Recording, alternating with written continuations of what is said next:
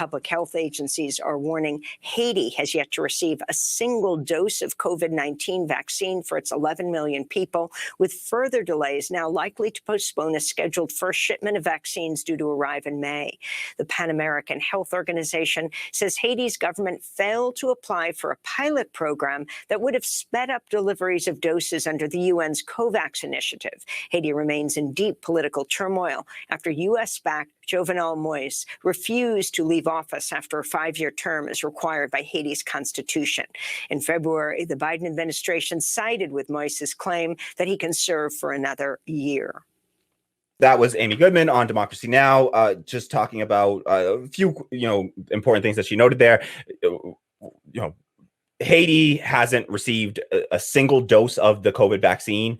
They have 11 million residents there. They haven't received a single dose. And we often talk about the racism, inequity within the healthcare system and within healthcare in general, within under COVID and within the pandemic, and with relating to the vaccination as well. And so this is what I really want to highlight. There's been a couple of things really, and it's all due to it's really due to capitalism and the capitalist nature of what we've been doing under this pandemic, and with these vaccines in particular. But it's allowed there to be not just inequality within our country, but there's also this global inequality of the vaccine, where poorer Black and brown countries primarily in the global South, so within South America, Africa, these countries are struggling to get any type of vaccine, and it's by and large due to the fact that the companies have maintain patents on these vaccines. And the sick thing is with vaccination, I don't know how we can in a just society allow for a patent on a vaccine. A vaccine is something where, and this is for a vaccine for something that is causing a pandemic. All right. That means everywhere in the world is affected by this thing.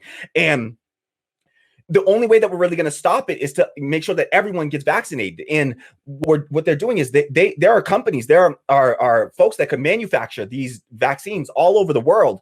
But the companies, Pfizer, Moderna, Johnson & Johnson, they all have patents on their vaccines, and they refuse to let other companies. One of them let another company, produce some of their vaccine here in the United States, but we're not sharing those vaccines with other countries, even when we're in situations where the vaccine's not being able to be fully used to, utilized, because we just don't have the distribution network for it. And we're still just letting that vaccine sit there and go to nobody, when we could be allowing that to share with people all over the world, or just let them have the what do you want? The formula, let them have the recipe, for the vaccine, and allow these other companies to manufacture and distribute it. What the hell are we holding that up so that some companies can make a little bit more profit? Mind you, these companies that make these vaccines, they got this vaccine by and large from public research. All right. So research that was publicly funded. And then under Donald Trump, we gave all these companies billions of dollars in subsidies to go into, to take on all the risk of the research and the development costs. So the American people, as the taxpayers, we took on all the risk, and somehow these private companies stand to profit to the tune of billions of dollars for a vaccine that is crucial to, public health. So, and the thing is, we're only as safe as our least vaccinated, population. So we need everybody pretty much to have the vaccine. We need to get it to as many people as possible, as quickly as possible, not just in order to stop this, dystopian, hellscape that we live under right now, but also so that it doesn't continue on longer because of all the mutations. And the more you let a virus sit out there in the general population, the more chances it has, the more opportunities it has to mutate. And every time it mutates, we risk having a more contagious, more deadly version of the virus that these vaccines are ineffective against. So the reality is that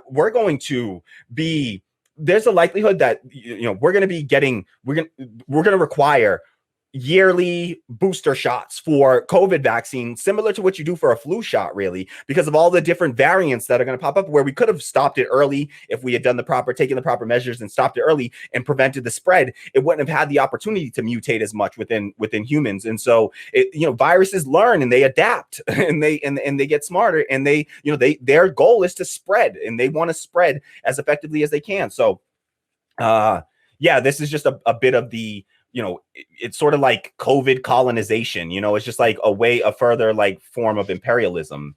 And it's not just like within the US, it's by and large racist, and, it's definitely xenophobic. It's racist as well.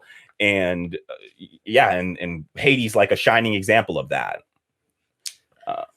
Do Black lives still matter? Because I don't hear enough about things like this, and it's real discouraging. Between this, the amount of Haitian people being deported recently. Such a great point. Yeah, such a great point.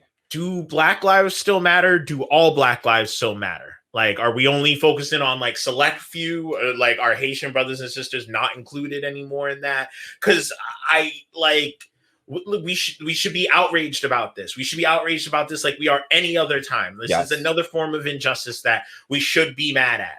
And like, it's capitalism, man. Capitalism always finds a way. Like, I keep hearing this lie about how capitalism allows for innovation and whatnot. And it's just, it's not happening. It allows for innovative new ways for human beings to exploit other human beings. Like, that is the innovation of capitalism. Like, they find some really innovative ways to do that. I saw someone say today, what other economic systems brought us multiple vaccines in such record time? Look at that.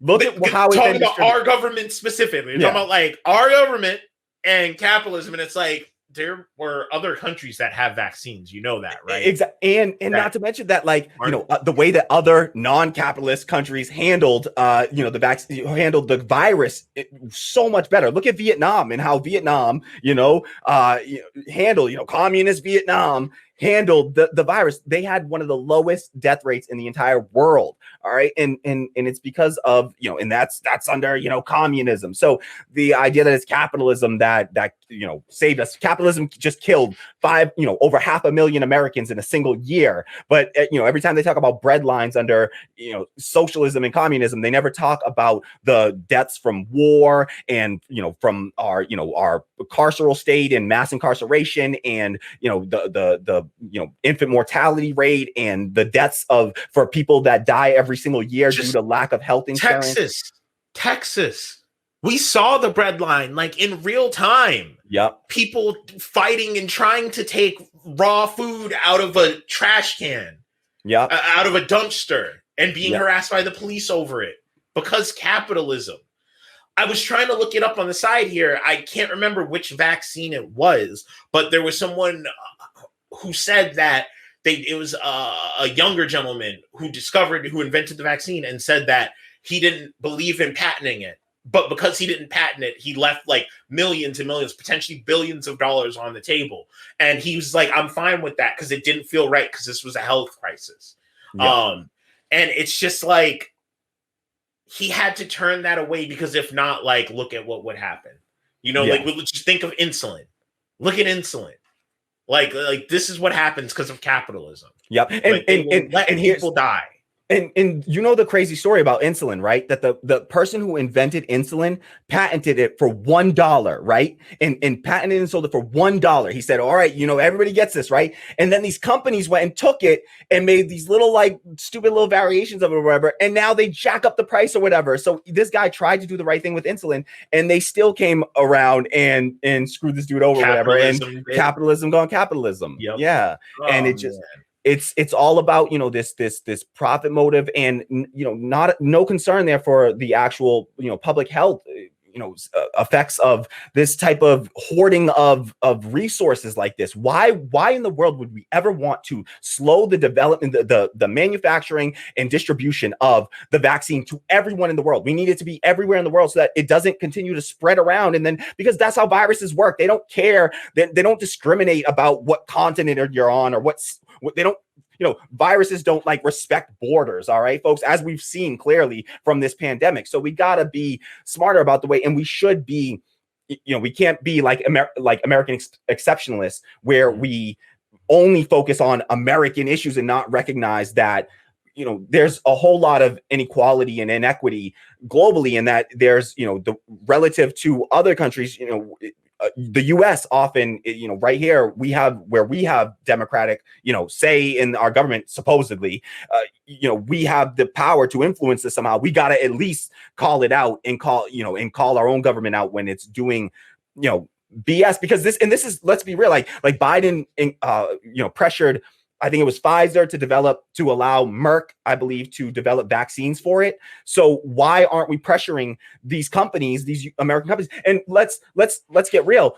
We shouldn't be doing this. We shouldn't have to do this after the fact. These people are benefiting off of, essentially, they talk about, capitalism developed these vaccines so quickly, but the reality is it was really socialism that was, developing these vaccines, because it was under the public funding. It was under those sort of, the social, public universities where the research was done. It was literally tax money that, through the CARES Act, that gave them billions to all of these companies. Pfizer, all these major companies, Johnson & Johnson got billions of dollars in tax subsidies in order to do the research and development on this. So we all, the idea that this is that capitalism produced these vaccines. No, it's capitalism did all the terrible stuff in this. There was no real innovation of capitalism. It's not profitable for capitalists to develop vaccines for viruses that don't exist yet. So nobody goes and does the research and studies this because it's not profitable. So they wait until it's already too late, essentially, and then they want to start to try to spin up development of this. But we could be doing this, and we should be doing this even in the interim and in between, because we know that human beings have lived with viruses since the beginning of human beings. So we know that these things exist alongside of us. There's millions of other viruses waiting to jump to humans and do the same thing all over again. What are we going to do to prevent the next pandemic and the one after that? And I'll tell you, it's not going to be capitalism and, in private, profit making, because there's no incentive under a private capitalism for us to develop, these, crucial public health, resources. So. Oh, and just one other thought is to point out that Amy Goodman mentioned in that clip at the end of it, is to just point out that Joe Biden, for all the shit that we talked in this country, especially liberals, talked about, Russia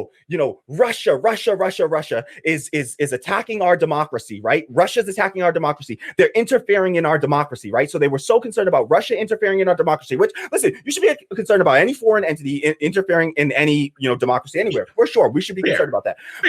But the look at the lack of any kind of outrage or response from anyone when you just hear this. I mean, this goes completely unnoticed that Joe Biden has, in the Biden administration, sided with the dictator in Haiti right now, Jovenel Moise, who is refusing to leave his seat after his term has expired. He is.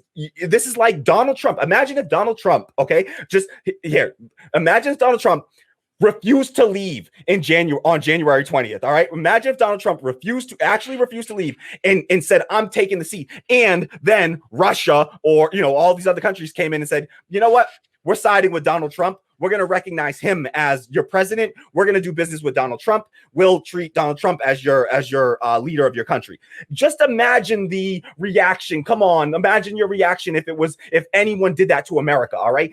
This is a good thought experiment to do in these situations is, when you hear these stories about other countries, try to flip the script, right? And imagine that the US and the other country is playing reverse roles there, right? So just imagine another country comes in and tries to, recognize another person as our president, that we didn't elect.